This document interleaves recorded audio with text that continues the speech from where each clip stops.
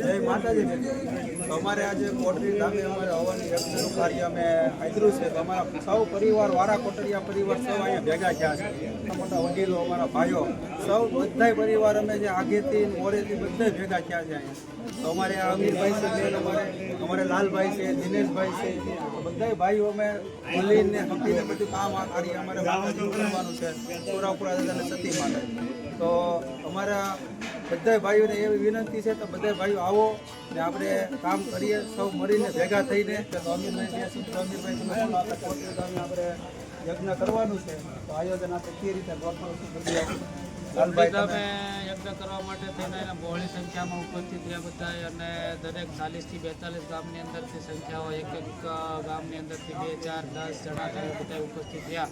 100 થી 150 જણા અહીંયા ઉપસ્થિત થયા. એ બદલ બધાનો ખૂબ ખૂબ આભાર. અને કોટડી યજ્ઞના આયોજન માટે તમામ પ્રકારની તૈયારીઓ કરવા માટે થઈને આજે અમે સામાન્ય મિટિંગ રાખેલી હતી અને 90% કામની ફાળવણી પણ કરી દેવામાં આવી છે.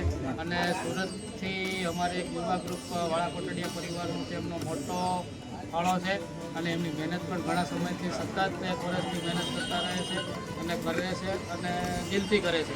તેમનો પણ ખૂબ ખૂબ આભાર. અને અહીં વડીલો અને યુવાનો અને ભાઈઓ બધા હાજર રહ્યા એ બધાનો હું ખૂબ ખૂબ આભાર માનું. જય માતા.